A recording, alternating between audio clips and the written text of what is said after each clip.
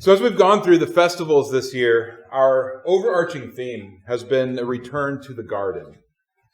This idea that the whole course of history is God working out a way of returning to the garden for us, that Edenic state where we're in His presence, where we're in community with Him, in communion with Him, where He lives physically on this earth and joins us. And we live in a state without death, and we live in a state without pain or suffering.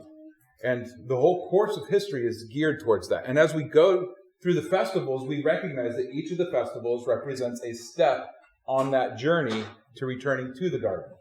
Whether it be Passover, where God takes people who are slaves, gathers them to Himself, brings us to Mount Sinai, enters into covenant with those people, then gives them the gift of the law, and then later the gift of the Holy Spirit, and then provides the king in the form of Yeshua to rule over and to reign over the earth, and then enters into judgment with mankind.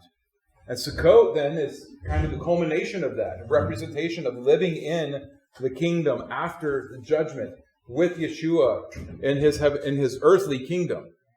And then at the very end of Sukkot is the 8th day, which then represents the new beginning, the new heavens, the new earth, after heaven and earth have passed away. So the entirety of the cycle of festivals points to the course of history that we're going through, that we are experiencing. Right now, in that course of history, we're somewhere just before the Yom Teruah, the return of the king. We're in history living out this festival cycle right now. And so that's what our festivals have been geared towards this year, is exploring that idea. But I wanted to take Sukkot to really dig into this idea a lot deeper. Because as we go through history, there's one thing that happens repeatedly that always moves the story forward, that moves mankind and God closer to each other. And so that's what we're going to open with today. And by the end of the week, we will get to the new creation, that 8th day, and understanding what it represents and the hope that we have. So the first thing we have to recognize when we look at the Bible this way is the Bible is a story, right? It is a narrative that's composed by 35 different authors over the course of 66 different books over the course of 1,500 years. That are all compiled together, that when you read it from end to end, especially in the Hebrew tradition, it presents a chronological story, a thematic story that tells us of the course of history, tells us of God's interaction with history. And if you listen to the Bible Project, you've probably heard this before, right? Who here listens to the Bible Project? So say it with me. The Bible is a story, a unified story that leads us to Jesus. Nobody said it with me. At the beginning of the podcast, I say it every time if you listen to their podcast. The Bible is a unified story that leads to Jesus. And that is true. However, it's not all of the truth. It's not the full truth. The Bible does present a narrative. And in its early pages, it tells of a problem and a conflict that need to be resolved. And then the remainder of the Bible is spent addressing that problem until the resolution is found in its final pages. Just like any good novel, any good story, you have your characters, you have your setup, you have your setting, a conflict is introduced. The story then is, the plot is the working out of that conflict to the resolution that comes at the very end. So we have characters in the Bible, the people that the Bible is written about, the people that the Bible is written by. These were real people. They're not just story characters. They are real people. But this is the most real story in all of history. And so these characters, as they're written, we have to recognize we're not being told every moment in their life. We're being told about them in very specific ways. The things that are written about various characters are told to us in order to give us a depiction of this person in this part of the story. There's a plot. As the story moves forward from conflict to resolution, we see it weaves through different plot points, whether it be a kingdom that's built and then the kingdom falls and then the people are brought back from exile and then they fall into apostasy and then the king comes to establish his rule, but the people overthrow him and kill him. And then the king then, even though he's been overthrown and is exiled, so in a sense, from the world, he's still reigning. And he gives to his own people, who are sort of spies in this kingdom, he gives them power and authority to begin to spread his kingdom through the world in order to help bring about this resolution that he has planned for the end. There's a conflict between good and evil, life and death, heaven and hell, Satan and God. This conflict spans the entire course of the Bible. And caught in the middle of that conflict is humanity. And the Bible presents a resolution. In the final pages in Isaiah and Ezekiel, we read of this resolution. Zechariah, we read of the resolution that God has for mankind. Where the point is going. We can look at it as foreshadowing of what will yet happen in the story, because we haven't yet reached that point in the story. And so, as with every good story, there's a setting. So let's go back to Genesis 1. We're going to spend quite a bit of time in 1 and 2 today, just to kind of get us set in the story, to help us to understand what the story is about at its base level and where the story is going. So back to Genesis, as the story opens. So as Genesis opens, we read the story of the creation. Now, in the modern world, the creation is often depicted. We try to look at Genesis 1 and we try to figure out the mechanisms of creation or the timing of creation. Well, now this might get a little bit controversial, but Genesis 1 is not about the process of creation. Ancient people simply did not care about processes, how things came into being. They cared about the function of a thing. They cared about the purpose of the thing. They cared about the source of a thing. But the actual mechanism to get the thing in place, that really wasn't on their mind. And we can know this by looking at all of the ancient literature outside of the Bible and seeing that every culture, this is what they were focused on. They were focused on function. They're focused on purpose. They're focused on source. They're not so much focused on the how. Even though every story around the Bible does give a how to creation, to the gods, to why the world is the way that it is. And they all try to offer solutions. So when we go to the Bible, we need to not focus on the mechanisms, because we have to remember the Bible was not written to us. We live in a very specific cultural stream in the course of history that is very different than the cultural stream that the Bible was written to.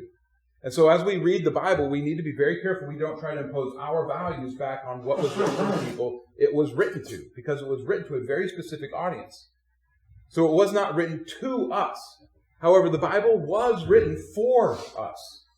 It's for us to learn about God, for us to know more about His plan and His covenants and His resolution and His Savior. So as we come to the Bible, we need to really try to let go of some of our modern trappings, our Western ideas, Enlightenment thinking of science and everything else that we think or we want the Bible to be about, and let the Bible be about what it wants to be about.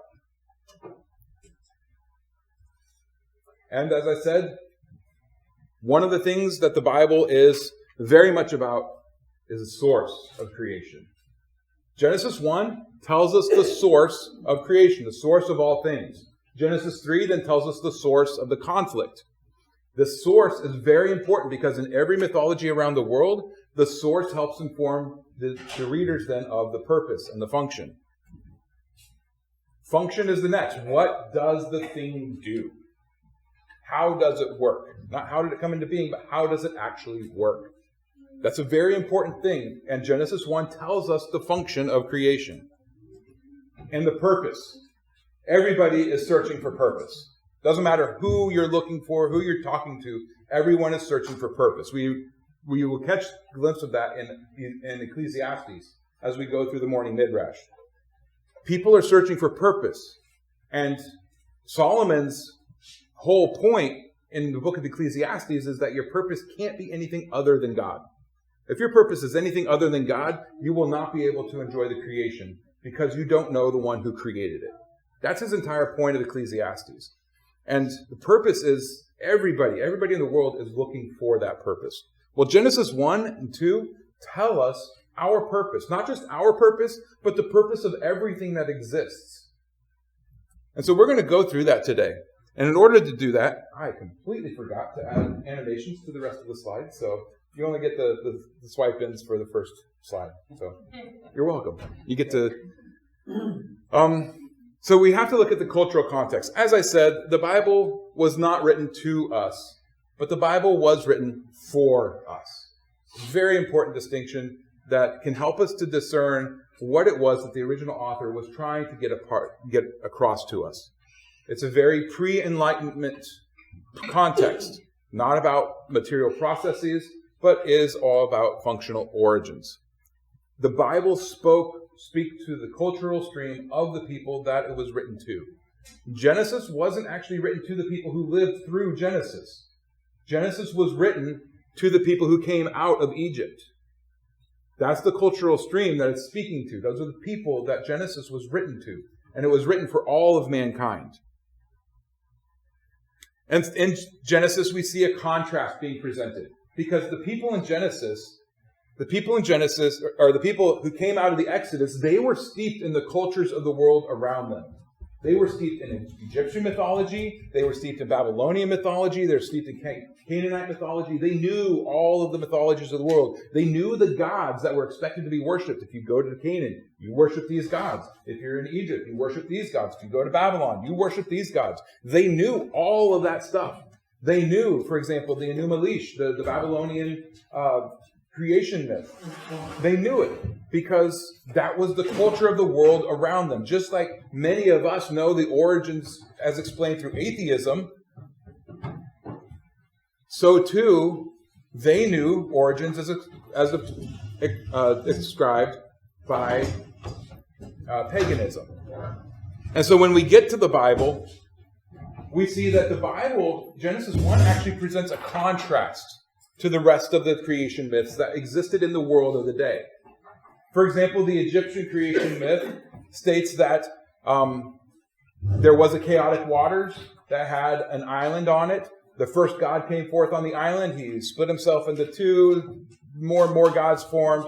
They had a big war in the place. And one of the gods, in sorrow over the war, shed some tears, and those tears became humans. In the Egyptian myth, humans have no purpose. They're a result of an accident. They're a result of sorrow. And so the whole purpose of humans then is to try to prove their existence, that they deserve to exist, which is why we see huge monuments in Egypt, because the Egyptians were focused on trying to prove they were worth something, because their origin was of without worth. They were sorrow. They were grief to the gods. And so they were trying to prove, well, we can be something to you. We will serve you. We'll build these massive monuments to you. We are worth something for you. In the Babylonian creation myth, somewhat similar. Gods came into being. They got into a big war. Tiamat was the chaos dragon. In the Bible, you can think of him as Leviathan. Tiamat was the god that was set against the other gods. Well, the other gods won. They tore Tiamat into pieces and made earth out of his body, and man was then formed to serve the gods. The purpose of mankind was to be a slave to the gods. So in their creation story, they give function, they give purpose to mankind. Either you're an accident, sorry, whoops. The reason you have sorrow is because you were brought forth in sorrow. That's why you suffer. Or you're slaves. Your whole purpose is to work. Serve the gods. No rest. Every moment spent serving the gods. So when Genesis comes along into this, what does it say? It says, yes, okay, chaotic waters. We'll give you chaotic waters. There's chaos in the earth. However, there's no chaos dragon. In fact, the chaos dragon doesn't appear in Genesis. It does appear in other books of the Bible. For example, in Job 41, it's God's pet. The chaos dragon that all of the other gods were set against, had this huge war over. In Job 41, when he describes Leviathan, the chaos dragon is God's pet. He puts him on a leash and calls him and tells him to go different places and to fetch. In Psalm 74, the chaos dragon, Leviathan, is slaughtered and given as food to the people. It's your sustenance. This is what is, you didn't come forth from him. He's like an animal that you eat. You're better than the chaos dragon. You're human. Psalm 104 depicts the chaos dragon as frolicking, something that was completely unheard of in any of the other. A playful thing? No, this is the chaos dragon. This is the thing that brings chaos to the world.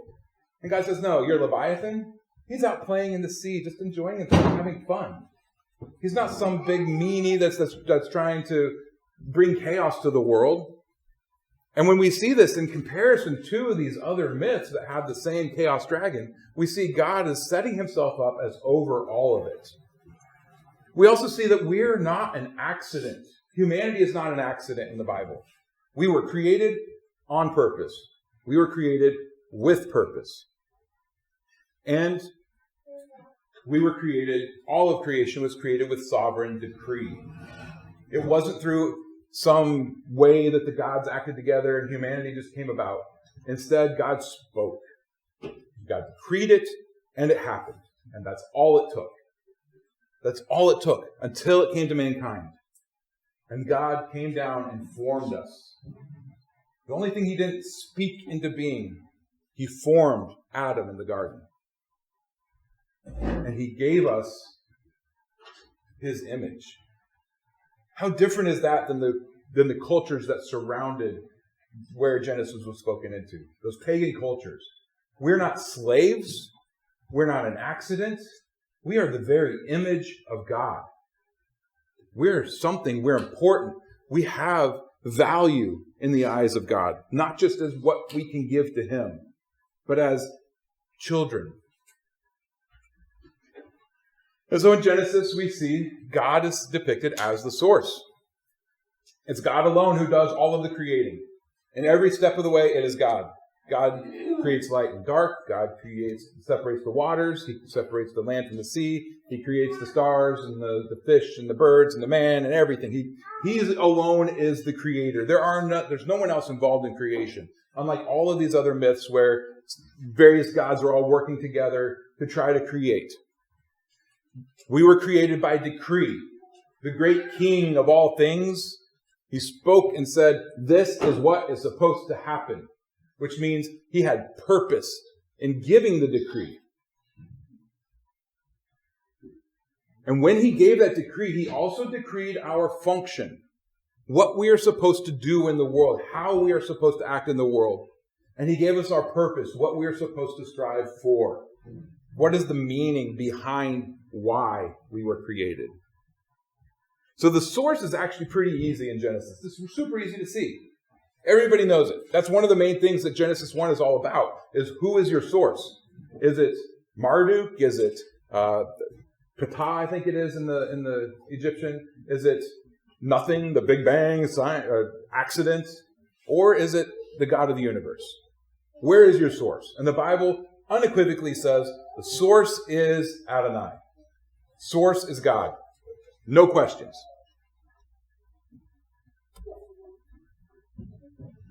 However, when we get to Genesis 1, verse 2, or is it 3, we often imagine that this is about the creating of things out of nothing.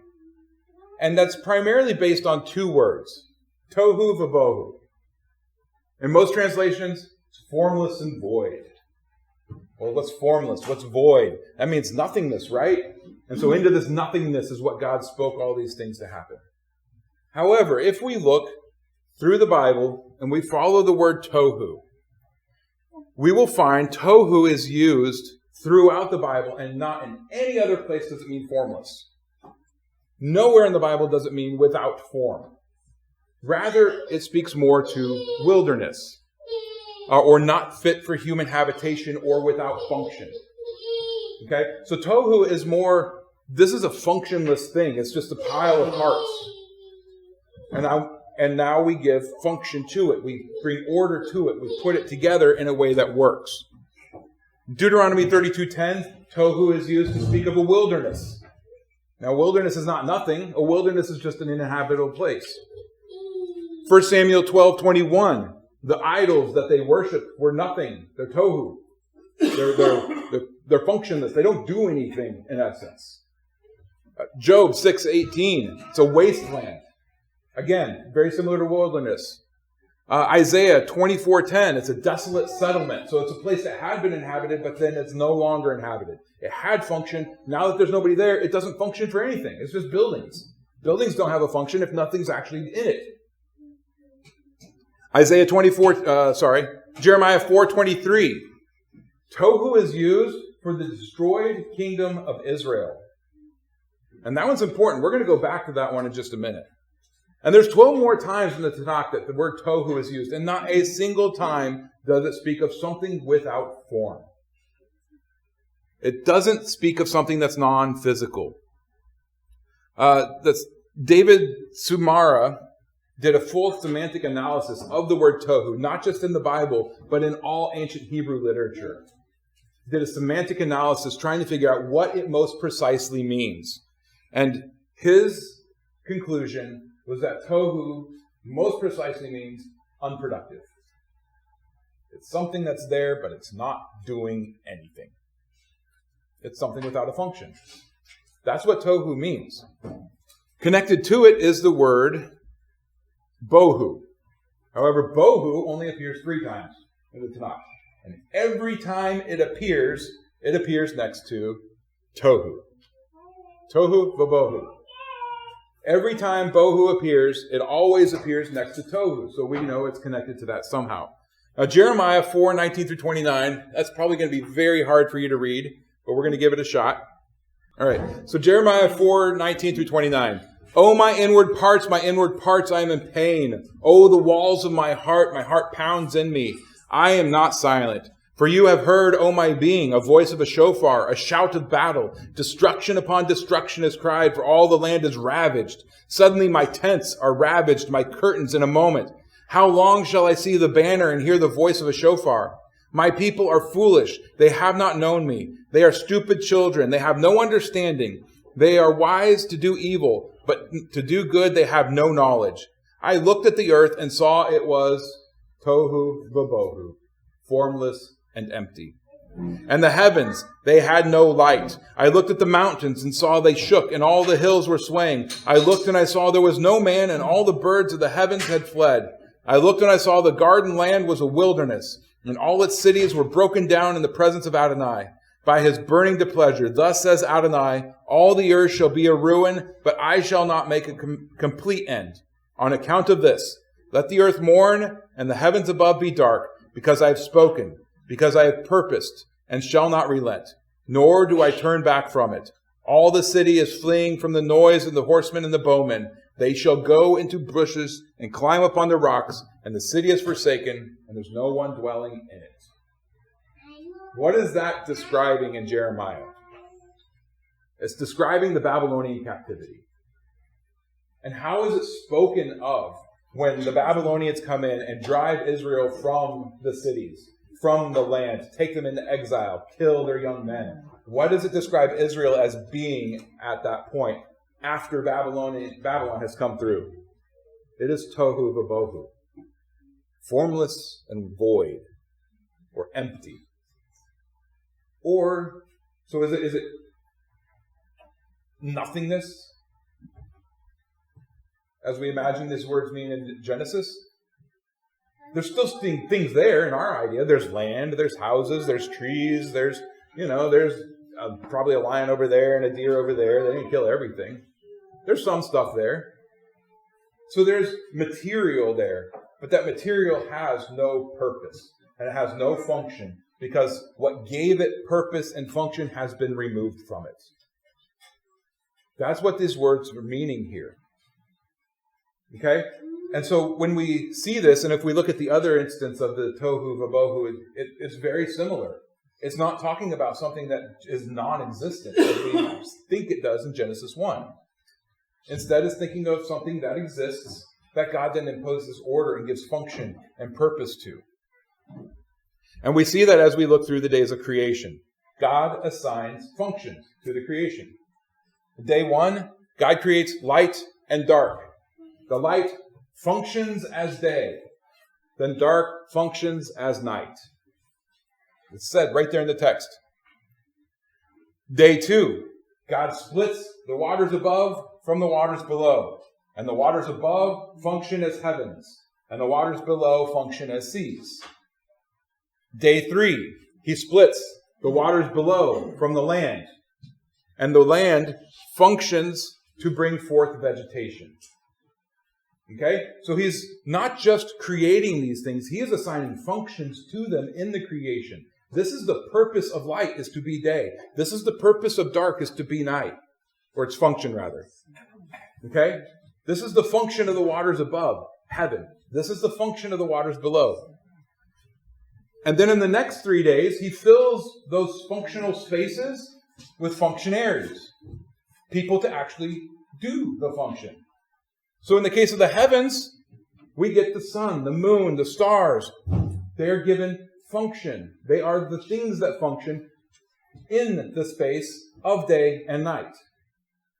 The heavens and the seas, well, in day 5, we get the things that function in those areas, birds and fish. Day 6, we get the things that function on the land, man and beast.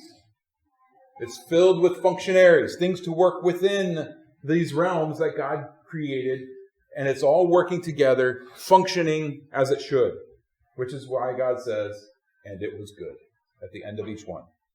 Because everything is functioning as it should. This chaotic form that had begun, tohu vavohu, now has function, now has purpose, now is doing what it was designed to do. And day 7, then, he assigns the function of rest. Now, rest is very important in the biblical narrative. The Sabbath is super important in the biblical narrative. We're actually going to talk about this in the 3rd teaching. Just how important Sabbath is, because it is something central to the entire course of the Bible. And it's what teaches us that we're not just an accident. It teaches us we're not just slaves. We have purpose. Because God says, you know what? I want to spend a day with you. Come, enter into rest with me. We find part of our purpose in the existence of Sabbath. Being invited into Sabbath. Because we're not just a toss away, throw away afterthought.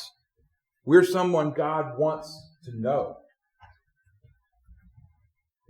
And so as we look at creation, when we start to consider purpose, the purpose of creation, we see 3 circles in a whole lot of different areas.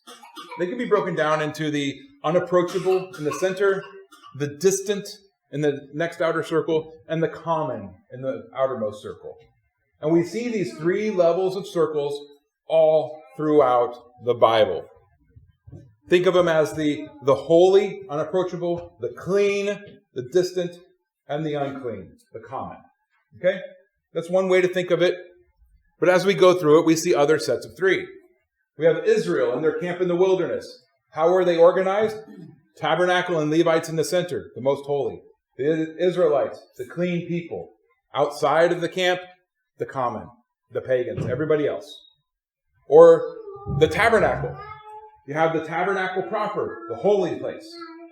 The outer courtyard, the clean place where people could come and worship. Outside of the tabernacle, the common, the rest of the world. Animals can actually be broken up into these 3 circles. You have the sacrificial animals, those that can be holy. You have clean animals, those that can be eaten. And then you have the unclean animals, those that are off limits, the common ones that everybody else eats. We see these same 3 circles in the Shema. You shall love the Lord your God with all your heart, your innermost, with all your soul, basically your nefesh, your flesh, and all that makes you, your identity, you could call it.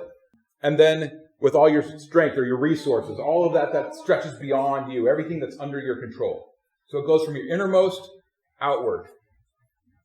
Mount Sinai was split into 3 circles. We had the mountain at the top where Moses would go, only the holy. Then you had the base of the mountain where the clean people were, and then not at the mountain. And the Garden of Eden was split this way. You had the Garden of Eden and the land of Eden in the world of creation. These 3 circles are very important because they help us to understand our purpose. Because when you get to Genesis 1 and you start looking for purpose, it's not as easy to spot as the first 2. Spotting source, super easy. Spotting function, okay, it's very definitely there. Spotting purpose, well, now we got to dig a little bit. So let's do some digging. Here's the circles of creation. Sun, moon, and stars, birds and fish, man and beast. Sun, moon, and stars, we're not approaching those. We are kind of with the spacecraft and stuff, if you believe in that. I'll leave that up to you. I'm not going to comment. Birds and fish, they're in the air, they're in the seas. Up until very recently with technology, we had no way of even accessing those. But the common stuff on the land, man and beast, those we know very intimately. It's common. They're everywhere. Okay? So when we get to Genesis 1, we see these 3 circles, these same 3 circles that are present in the tabernacle, and the temple, at Mount Sinai, and the camp. We see the same 3 circles present in creation. Another thing we need to consider is the biblical context of creation, because throughout creation, we see the use of 7. Now, if you've read the Bible in any seriousness for any length of time, you have recognized that the number 7 is rather important throughout the Bible. It exists in so many different places, so many different times. 7 is the cycle that all of time flows on, and that even creation flows on. But if we turn to Exodus 39 and we read the actual building of the tabernacle, when they finally assembled the tabernacle, guess what? It took 7 stages for the tabernacle to be built. When we read of the ordination of the priests in Leviticus 8, the priests were ordained for 7 days. If we turn to 1 Kings 7 and we read of Solomon building the temple and all the stuff that he built and all the description, we then read he built it in 7 years.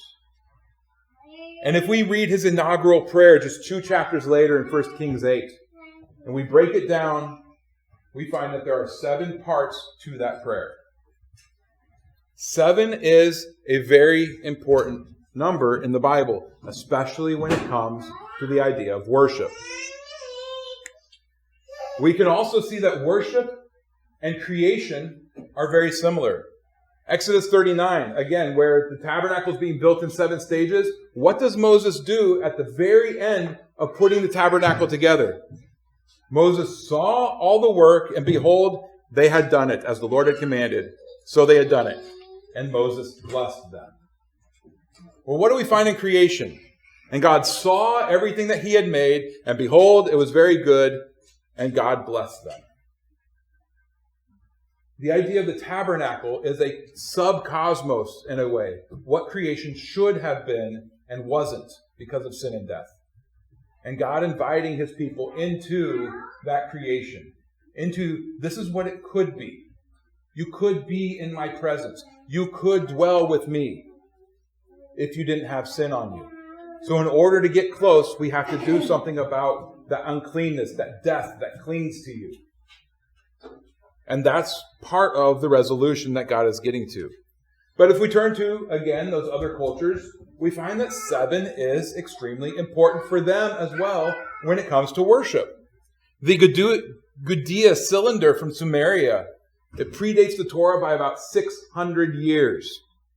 And it describes a 7-day temple dedication to the god Nigirsu. Other Ugaritic texts, which date from more than 200 years before the Torah, they speak of Baal completing his cosmic temple in 7 days. Other cultures saw their gods as creating spaces of worship in 7 days.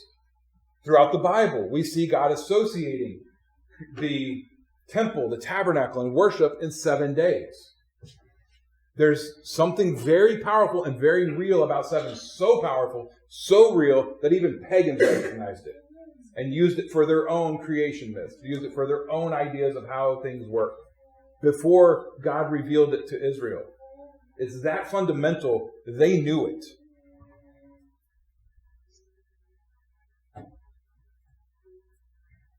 So we have creation being set up and alluded to the temple, the tabernacle. But we also find in Genesis 2, then, that mankind was created to be priests.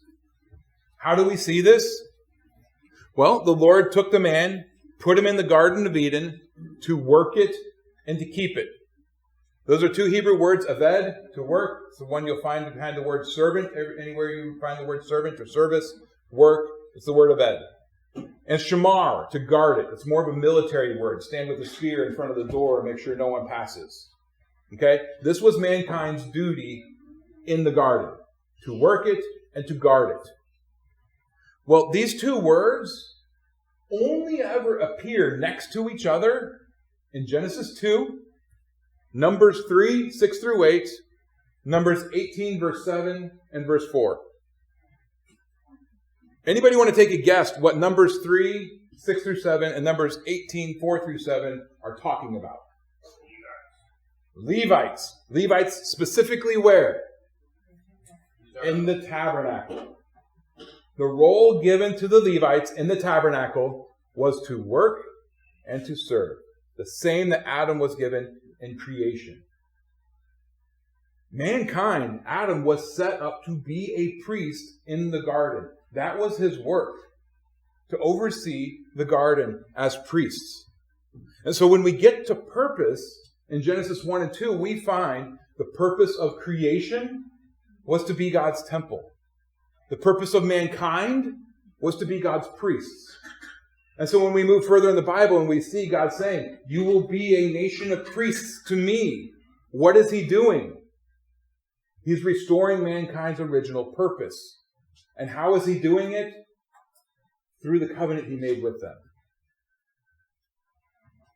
Mankind was meant to be priests to Adonai, to serve him, but not as slaves, as children.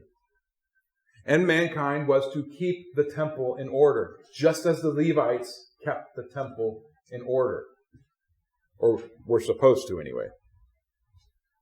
So now we've got the setting of the narrative. This perfect world with function, with purpose. We know our source. We know where things are supposed to go, the direction that they're supposed to take.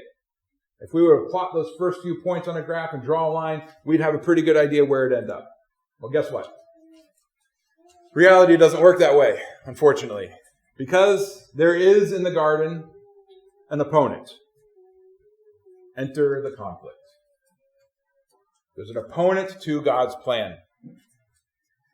This opponent set himself up and convinced mankind to take an action opposed to what God had designed, an action opposed to his purpose for mankind. And in that action, man forgot their purpose. Rather than serving God, mankind served self. I want this because it will do something for me. I will become greater.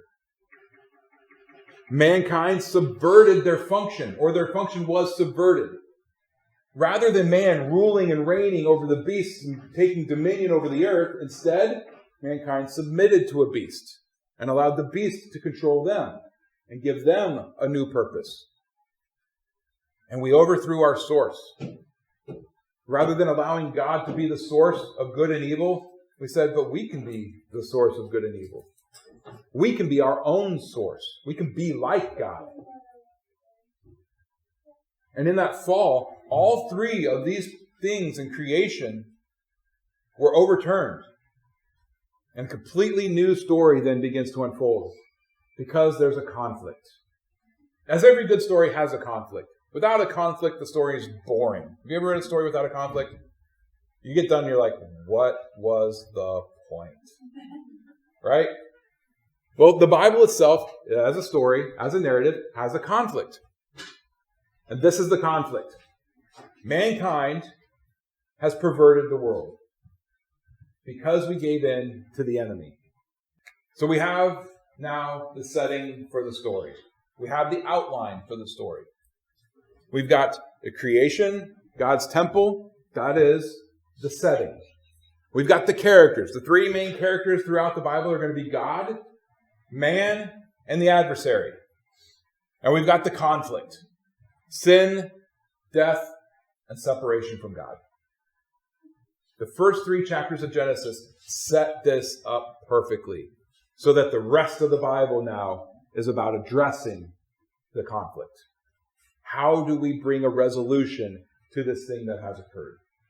Well, the resolution to the story, as we read through it, as you go through any story, when you're reading through the plot, there's something you should be looking for. Every good story is going to have what's called story beats. Those points in the story where something changes very significantly and in a moment. It can change for the better, it can change for the worse. But there's going to be these story beats. The rest of the story is just leading you to those places where these story beats can happen and the story can be propelled forward into a new phase. Right? So, in the story of the Bible, the story beats take the form of covenant. What is God doing to restore the world? Well, when we read through the Bible, we find the covenants. When God creates a covenant with mankind, He's propelling that story forward into a new phase, pushing mankind into something new, growing the story in some way. Then between the covenants, we'll find failures, we'll find successes, we'll find mankind doing what mankind does, just being chaotic and submitting to the beast as we do. But then God will bring us through that to a new covenant, a next covenant, another covenant. So a covenant, what is a covenant? Well, a covenant is usually a formal, solemn, and binding agreement or compact. This is from Webster's Dictionary, by the way. Or it's a written agreement or a promise that's usually under seal between 2 or more parties. Especially for the performance of some action. So covenants, that's a pretty good definition if we're speaking on human terms. When humans enter into covenants, they do so in order to gain something mutually beneficial for both parties. And we read of several human covenants. We'll actually get into the course of the covenant starting tomorrow. But when we come to a covenant with God, we find there's something completely different going on. It's not always an agreement between 2 parties. Sometimes, when God creates a covenant, He just does it. And it's all on Him. There's no, you humans, you don't have to do anything for this promise to come true.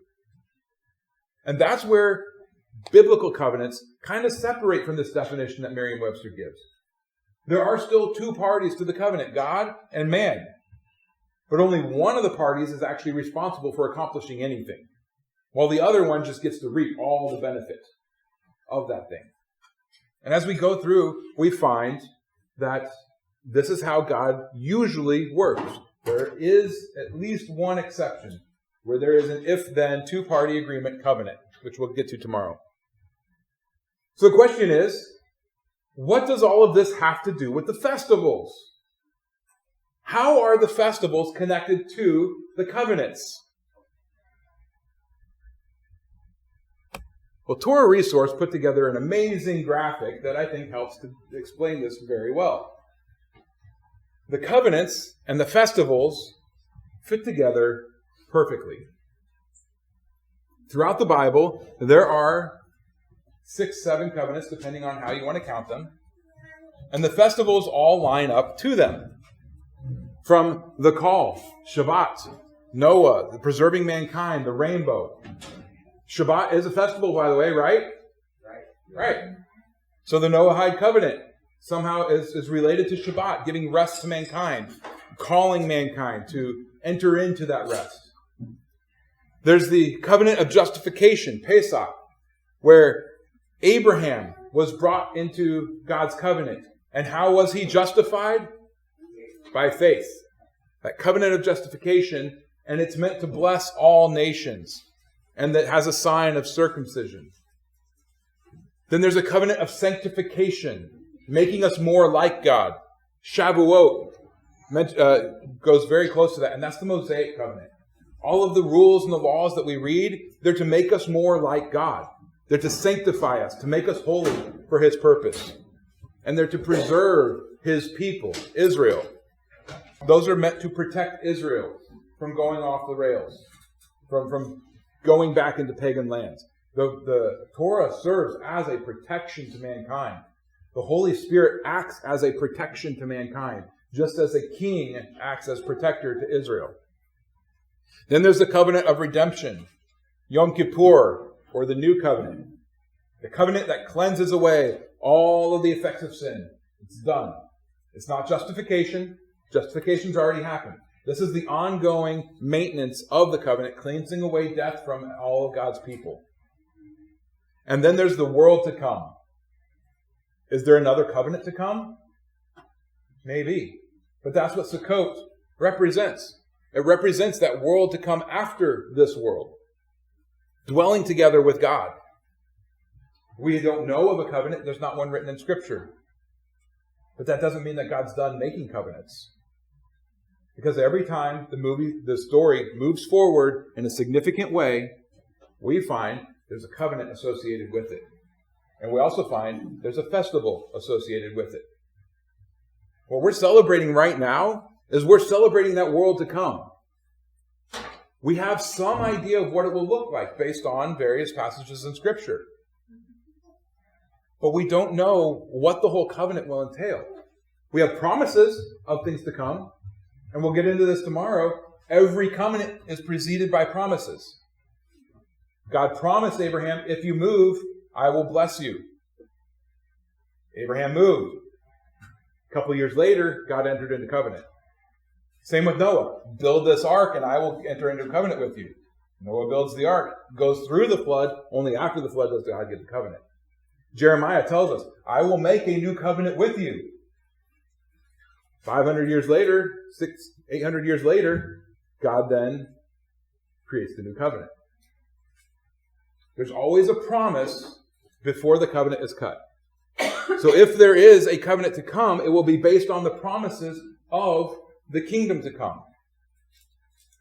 It will just be God saying, now is the time, it's absolutely firm, and you are the people to do it. When we get there, it'll be amazing. I'm looking forward to it myself. And that's why Sukkot is so awesome and so important. It's because it is the embodiment of this future hope that we have. Living together in God's kingdom. Recognizing the trappings of the world that are around us are all temporary. Just like Ecclesiastes says. It's all vapor. The only thing that matters is the hope that we have of that future time, that future place, that future covenant, when the conflict of the Bible is brought to resolution. When all the things that have gone wrong are made right. When the great enemies of mankind are destroyed forever. When that happens in the world to come, it'll be a glorious day. And Sukkot celebrates that glorious day. It is our foreshadowing, our hope, looking forward to that day when all things are set right. So as we go through this week, rejoice. We are commanded to rejoice on Sukkot. Doesn't matter how you feel inside. Doesn't matter your circumstances. You could be like Cameron. Many of you know Cameron. Show up to Sukkot in a car with no windshield, just a shirt and pants and a couple cans of ravioli and some Pop-Tarts. Ready to Sukkot. And having a joyous time the entire time.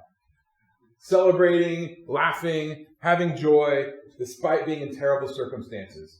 Because Sukkot isn't about where you're at in your life at home. Sukkot is about what we're looking forward to in life with God. In life with Yeshua. So as we go through the rest of this week, let's keep that in mind. The things that happen at home, yeah, they're important. We will go back to them. But for now, we have this space where we can rest and rejoice and spend time with God and with each other. And I don't know about you, but that sounds pretty awesome to me. Any comments or questions? You might as well where that blue chart came from? Torah Resource, Tim Haig. Yeah. Who's that? I don't know. He's a guy that's recently retired in Washington somewhere. Did he? That'd be amazing. Yes. I guess maybe two questions and or a comment. The first one was about, I think it's the Hebrew word tov. Okay, good. It means good. Right. But it has the meaning of functioning in its ordained purpose. Right. And I was wondering if that was maybe somehow tied to the tohu bohu? Vabohu. Yeah, va is the and, bohu is the emptiness or void that's usually translated. So the question is the tov connected to those? I believe it is because tohu and tohu vabohu is the opposite of good. That's a terrible state for anything to be in. In Deuteronomy 32, when we read the Song of Moses, that's where Jacob was found, was in the tohu, and was pulled out of the tohu and put into a good land. And so there is this taking from the wilderness, the waste, not having purpose or function, and being brought into relationship with God, given purpose, given function, given blessing in order to thrive. And so it's kind of a difference between ability to thrive or produce or do anything good and thriving in God's purpose for you. Does that make sense? Yeah, so I guess I was thinking of tov in a similar concept and how you were describing tov. It would be as a contrast, yeah. Yeah. And then the other, I guess, question maybe I had, I'm not sure if I misunderstood on how this slide in particular, how you were going through the different covenants and how they relate. And I guess what was coming to my mind was, is not a covenant for Sukkot, is that maybe not the wedding supper of the lamb that we're betrothed? And very possible, yeah. That would be the covenant that we're waiting to enter into, right, as we wait as the betrothed. That is very possible. The covenant at Mount Sinai, called the Mosaic Covenant here by a lot of people. I don't like to call it the Mosaic Covenant. I call it the Sinai Covenant. But that was a wedding-style covenant. If you read through Exodus 19 through 24, and you're familiar with Hebrew wedding ceremony, you'll find throughout it just so many textual indications that it was a wedding ceremony. And Judaism has seen that covenant as a wedding for millennia. I believe it is a wedding ceremony. However, as we know, Israel failed to live up to their end of the wedding bargain. Jeremiah 3 or 4 says that God has then divorced Israel, cut them off as part of the exile. But should they repent, they can return. And what do we know about the law of divorce and return? If you marry someone else, they can't return. So God's not going out and finding another nation. Israel is still the nation. And if they repent, they can come back. And we are invited to be part of that. And our own repentance makes us part of Israel and brings us in. So very possible that, yes, the wedding supper of the Lamb that we're told of in Revelation 19 will be the time when that covenant is solidified and made real. But again, this side of it, we can't know 100% for sure. But it does make sense that would be it. Anything else? It's interesting in what you shared, considering verse 3 of Genesis 2, where it says in which God created to make, or Asher bara Elohim la'asot. It seems awkward. He created it to be made or to be made or to something. And so there's something there. Mm-hmm. And a little newer translation I have does use translates it as for God, which God created to function. Mm-hmm. Which makes sense. So asa is to do or to make. Right. That which is able to do or to do something it's a function. It's equipped With an operating procedure. appropriate expression of what it is. Right. And I think function is a nice way of translating that, Mm-hmm. which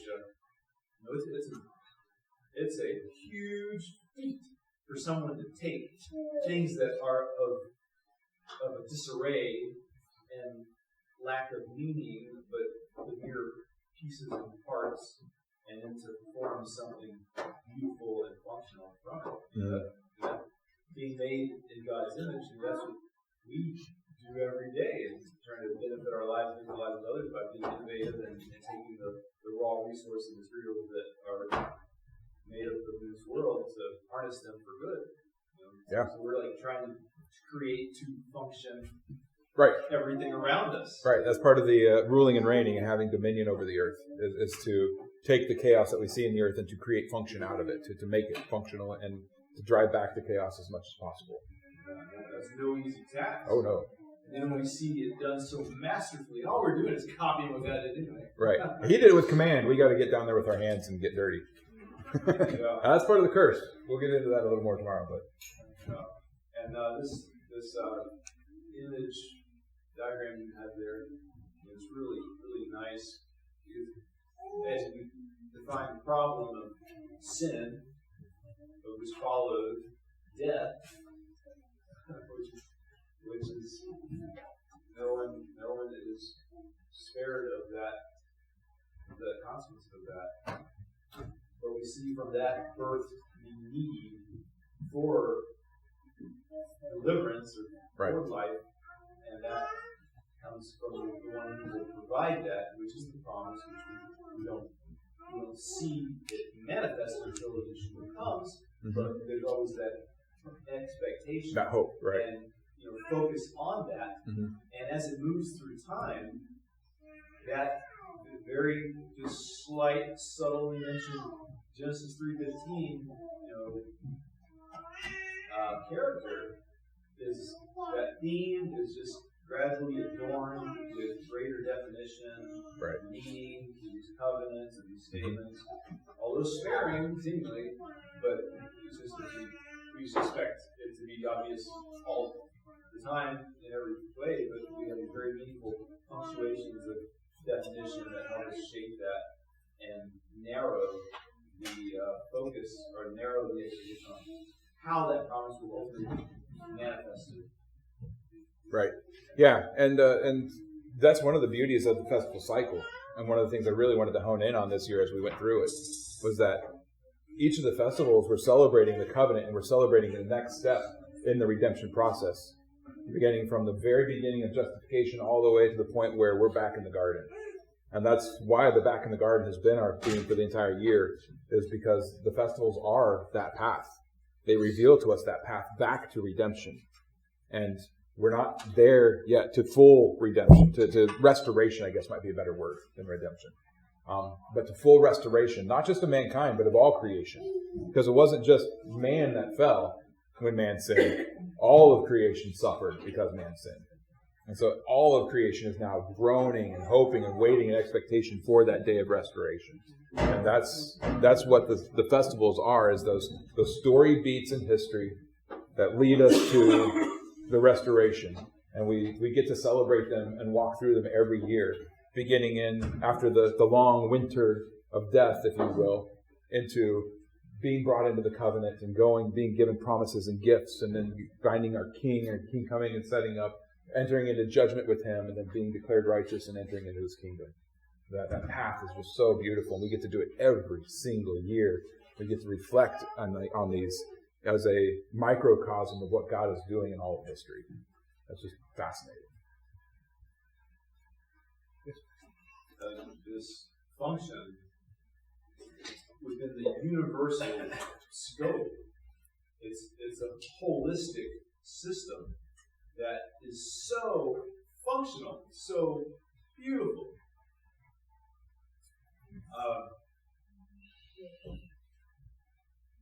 My point is lost. Oh, all right. Does anybody else, while he's thinking about that, any other questions or comments? I've got a correction. Let's do Oh, I'm sorry. Sean in the back. I just want to say, you know, as Mark was talking about doing the where did I go? Oh yeah, so like creating things, forming things. This week, nothing can be more obvious than the Sukkot itself. Right. You know, it was created out of the things, the wood, the leaves, you know, things that had to be assembled together to create a form, create meaning in that form. Mm-hmm. So that's just what popped in my head. Yeah. The Sukkot gives us that perfect time to recognize the temporary nature, but also the energy that's necessary to go into just creating that temporary thing.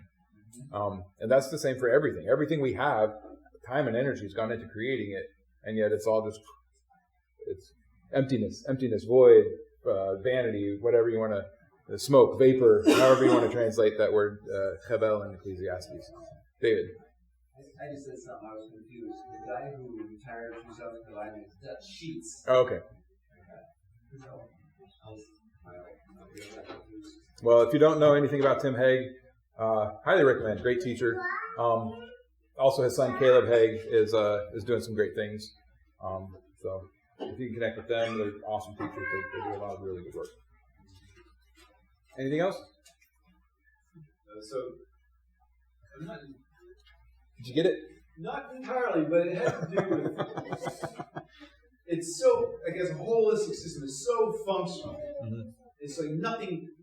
All of it connects. All of it has interaction with the other things within it, and we can't even plumb the depths of how integrated everything is. We just take it for granted so much, and we, in the wisdom of our greatness, we notice something interesting, or we stumble upon it by accident, and then when we focus on it and we isolate it and we try to make money off of it, and somehow we throw a kink in the system by attempting to tinker with it, and we just do something terrible in this isolated silo of thinking that doesn't integrate with God's holistic of creation. And when we bring that into culture, it may have been bearing on this, but in the function of how things have to work, and then we confound it by being so relativistic and atheistic that we expect things to work any old which way. Right. And here's the going trend that might make a little money. Right. Here's the going trend that deviates from God's perfect norm. Therefore, it's attractive because we're bent towards things that go contrary to God. And then we end up with something like our society today. Yeah. Yes. So I really liked the circle of three that Mm-hmm. you brought about, and you had some really good themes that you helped share. And I think what was really powerful is that being reminded that we were created to be kings and priests in the garden, Right. and that when we, unfortunately, through Adam and Eve, when we gave up that rightful place, we let go of our authority. His purpose, amongst other things, is restoring to us the authority that we were always to have. Right. And he's teaching us now, preparing us how to be rightfully walking that out again. Mm-hmm. And that was really neat when you were sharing that. And I feel like I know this, but for some reason how you were sharing it this time, it felt like new revelation to me, even though I know this. But I was reminded that, oh yeah, mankind was the only thing that he formed. Yeah. Everything else was spoken into purpose or function or into being. And like how special that he touched and created to form us when he could have just spoken. Right. Just like it's a how very intimate action to Yes. get in there and to form with your hands and to. And like how Yeshua, when the leper was walking by, he could have spoken healing. Mm-hmm. But he did the very act of touching. Right. Which was one of the things that they were so neglecting and receiving because they were unclean, but he embraced Right. that intimacy. And so yeah, those things amongst a few others were. I just one last thing. I really love how you reminded us, like, the celebration and the cycle of the festivals and how they bring us through this, purposeful each time. But being reminded that Sukkot is the festival of rejoicing, and that's why is that the only one given like a specific command on it? And it seems like because it's the last, it's the Right. final, and as we culminate through that cycle, that's why we rejoice, because we finally enter into the last of the covenant. It's the time of restoration of all things. Yeah, and when we are looking forward to what is gonna be finally, ultimately fulfilled, there will be nothing but rejoicing. Right. And so that was kind of because I'm still it's been like 3.5, almost 4 years that I've been, walking Torah out, but it's still very new to me, and I think many people probably feel the same. Like every year you learn more in different layers. It's like an onion that keeps getting peeled, and so this kind of felt like some new layers for me. So Great. Appreciate it. Great. Glad you were blessed. One last. So thinking of all these festivals and how they shape the narrative from beginning to end, I think we can bring them all into this present world. And I think Tim and others would probably agree that diagram happened to show it a little differently.